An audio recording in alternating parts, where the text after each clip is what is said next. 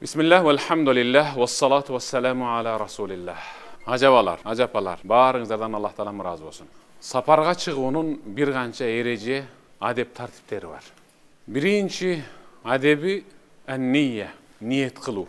Бул жөнөкөй сапар эмес, бул ибадат сапары. Сода сапар эмес. Улуу ибадат сапары. Пайгамбарыбыз саллаллаху алейхи ва саллам ар бир иш ниетке жараша жүзөгө ашат.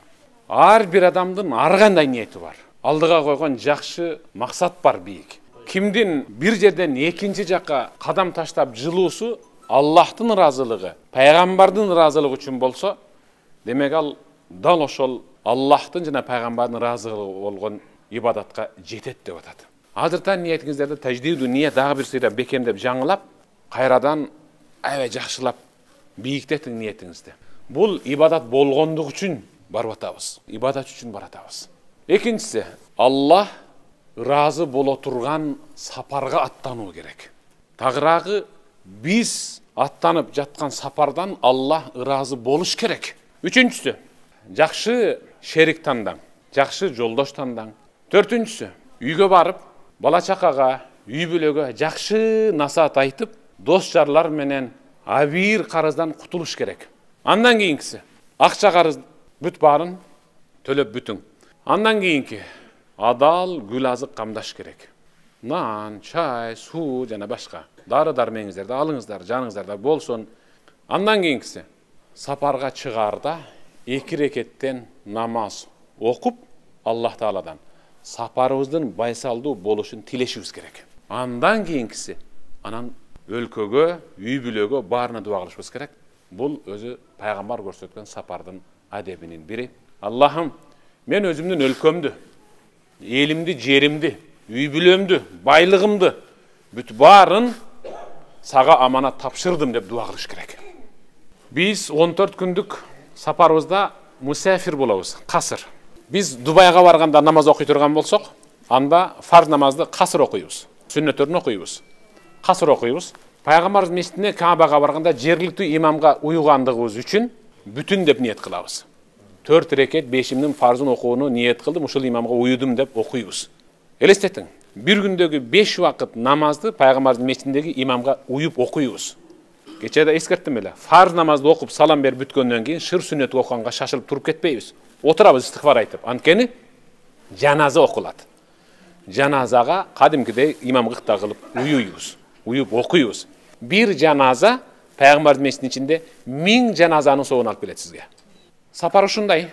Кече айткам, ал-хадж машакка, хадж, умра сапары бул бираз түйшүк аралашкан сапар. Жөнөкөй сапар эмес, саякат эмес, эс алуу эмес, бул ибадат сапары.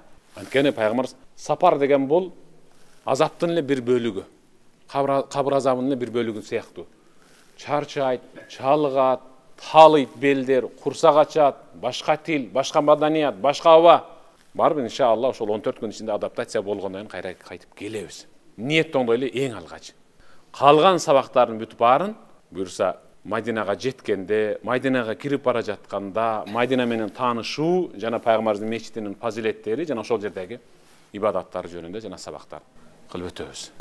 Азыр биз аз гана убакыттан кийин пайгамбарыбыз саллаллаху алейхи ва салламдын мечитинин жанына кыбла тарабындагы эң жакын мейманканага барып жайгашабыз иншалла. Биз пайгамбарыбыздын шаарына кирип бара жатканда салават менен киришибиз керек. Салават айтып киришибиз керек. Салават баарыбыз билебиз да. Мен азыр сиздерге ошол харамдын чек-арасын айтам.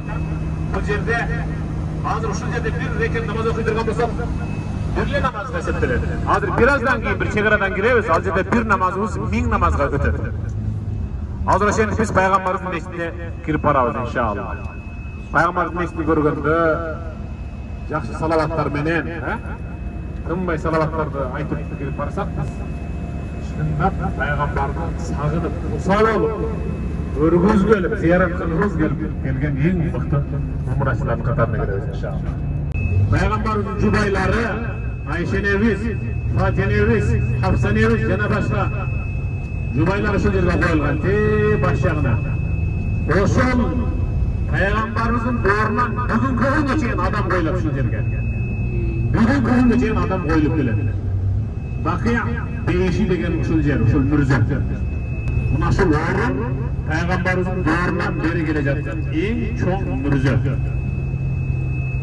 Peygamberimiz berekeli oğuz kolu bilen emgek kılıp